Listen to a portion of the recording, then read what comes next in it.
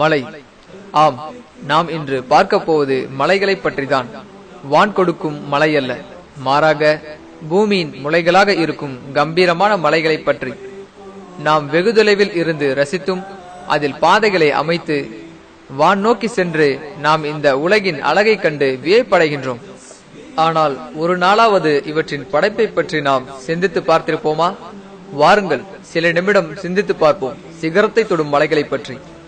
பார்ப்பதற்கு மிகவும் அழகாகவும் மிகுந்த கம்பீரமாகவும் இருக்கும் இந்த மலைகள் எதற்காக படைக்கப்பட்டுள்ளது? பூமியில் அதன் அவசியம்தான் என்ன? இன்று உலகமெங்கும் ஜியாலஜி, அதாவது புவியியல் சம்பந்தமான அறிவியல் நூலாக போற்றப்படுவதும் பல்கலைக்கழகங்களில் பயிற்றுவிக்கப்படுவதற்காக பயன்படுத்தும் நூல் எதுவென்று தெரியுமா? அதுதான் எர்த் என்ற புத்தகமாகும். இந்த ஆய்வு நூலை எழுதிய இருவரில் ஒருவர்தான் பிராங்க் பிரஸ்.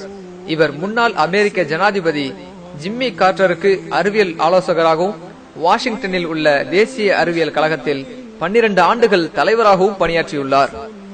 இவர் எர்த் என்ற தனது ஆய்வு நூலில் மலைகள் வேர்களை போன்று அமைந்துள்ளன என்று குறிப்பிட்டுள்ளார். இதனுடைய வேர்கள் பூமியில் மிக ஆழமாக ஊடுருவி மலைகளுக்கு முளைகளாக அமைந்துள்ளது. அதாவது புரியும்படி சொல்ல வேண்டுமென்றால், கூடாரங்கள் காற்றில் பறந்து விடாமல் தடுப்பதற்கு அதன் பக்கவாட்டில் உள்ள கயிர்களை இழுத்து கட்டுவதற்காக பூமியில் அறையப்படும் முளைக்குச்சிகளை போன்று இவற்றின் வேர்கள் அமைந்துள்ளன. இதையே குர்ஆன் மலைகளை பற்றி பேசும் பொழுது இவ்வாறு குறிப்பிடுகின்றது. பிஸ்மில்லாஹிர் ரஹ்மானிர் ரஹீம். அலம் நஜஅலல் அர்த மிஹாதா வல் ஜிபால அவ்தாதா. பூமியை நாம் உங்களுக்கு விரிப்பாக ஆக்கவில்லையா? மலைகளை முளைகளாக நாம் அமைக்கவில்லையா? அத்தியாயம் 78 வசனம் 6 மற்றும் 7. இந்த வேர்கள் பூமியின் மேற்பரப்பில் உள்ள மலைகளின் உயரத்தை காட்டிலும் பன்மடங்கு அதிகமாக ஆழம் கொண்டதாகவும் இவைகளே பூமிக்கு முளைகளாக செயல்படுகின்றன என்றும் இன்றைய அறிவியல் விஞ்ஞானிகள் தெரிவிக்கின்றனர். மேற்கண்ட குர்ஆன் வசனத்தில் பயன்படுத்தப்பட்டுள்ள முளைகள் என்ற வார்த்தையானது மிக சரியான முறையில் குர்ஆனில் பயன்படுத்தப்பட்டுள்ளது என்பது மிகவும் கவனிக்கத்தக்கதாகும். குர்ஆனில் பயன்படுத்தப்பட்டுள்ள அந்த வார்த்தையின் ஆழத்தை போலவே மலைகளின் வேர்கள் முளைகளாக பூமியில் ஆழ பதிந்துள்ளன என்பது சமீபத்தில் 19ஆம் நூற்றாண்டிற்கு பிற்பகுதியில் தான் அறிவியல் உலகம் கண்டறிந்தது. மேலும் மலைகள் பூமியின் மேற்பகுதியை அசைய விடாமல் கெட்டியாகவும் உறுதியாகவும் பிடித்துக் கொள்வதற்காக பயன்படுகிறது. அதாவது பூமிக்கு அடியில் பல பகுதிகள் உள்ளது. நாம் வாழும் நிலப்பரப்பிற்கு கான்டினென்டல் கிரஸ்ட் என்று சொல்லப்படும். அதற்கு உள்ளே செல்ல செல்ல lithosphere, asthenosphere, upper mantle, lower mantle, outer core, inner core என்ற பல பகுதிகள் உள்ளன.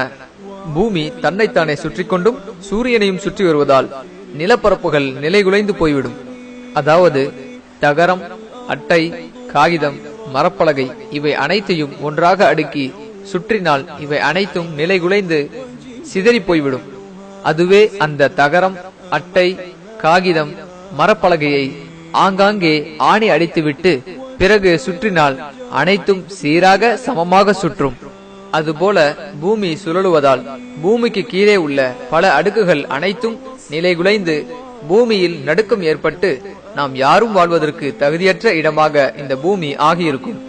இதையே குர்ஆன் இவ்வாறு குறிப்பிடுகின்றது. பிஸ்மில்லாஹிர் ரஹ்மானிர் ரஹீம். வலகா ஃபில் அர்தி ரவாசிய அன் தமீத பிகும் வஅன்ஹாரன் வஸுபுலன் லஅல்லகும் தஹ்ததூன். உங்களுடன் சேர்ந்து பூமி அசையாதிருப்பதற்காக அவன் அதன் மேல் உறுதியான மலைகளை நிறுத்தினான். இன்னும் நீங்கள் சரியான வழியை அறிந்து செல்வதற்காக அவன் ஆறுகளையும் பாதைகளையும் அமைத்தான்.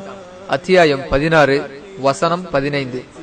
மலைகள் யாவும் பூமியை அசைவின்றி உறுதியாக பிடித்துக் கொள்ள பயன்படுகின்றன என்ற அறிவியல் உண்மை நவீன ஜியாலஜி, அதாவது புவியியல் துறையின் புதிய கண்டுபிடிப்பான பிளேட் டெக்டோனிக்ஸ் முறையை பின்பற்றி 1960ஆம் ஆண்டிற்கு பின்புதான் அறிந்து கொள்ள முடிந்தது. இந்த தகவலை ஜியாலஜிக்கல் கான்செப்ட் ஆஃப் மவுண்டைன் இன் தி குர்ஆன் என்ற புத்தகத்தில் பக்கம் 5 காணப்படுகிறது. இறைவனின் இறுதி தூதர் முகமது நபி, அவரை இறைவன் பொருந்திக் கொள்வானாக, அவர்கள் வாழ்ந்த காலமான 1400 ஆண்டுகளுக்கு முன் விஞ்ஞானம் எது என்று கூட அறியப்படாத காலத்தில் மலைகளின் தன்மை பற்றி யாராவது சிந்தித்திருக்க முடியுமா? நாம் பார்க்கும் இப்பிரம்மாண்டமான மலையின் உருவத்தை விட பூமியின் கீழ்ப்பகுதியில் மலைகளுக்கு வேர்கள் போன்ற முளைகள் இருக்கின்றன என்ற இன்றைய அறிவியல் உண்மையை 1400 ஆண்டுகளுக்கு முன்னர் வாழ்ந்த யாராவது கற்பனையாவது செய்து பார்த்திருக்க முடியுமா? இவற்றை படைத்த இறைவன் அல்லாது வேறு யாரால் கூறியிருக்க முடியும்? அதுவும் 1400 ஆண்டுகளுக்கு முன்பு. கண்ணியமான சகோதர சகோதரிகளே, இறைவனின் அத்தாட்சிகளை நாம் சிந்தித்து பார்க்க வேண்டாமா? இறைவன் நமக்கிட்ட கட்டளையின்படி நம் வாழ்க்கையை அமைத்துக் கொள்ள வேண்டாமா? சிந்தியுங்கள், செயல்படுங்கள். இஸ்லாம் பற்றிய மேலும் சந்தேகங்களுக்கு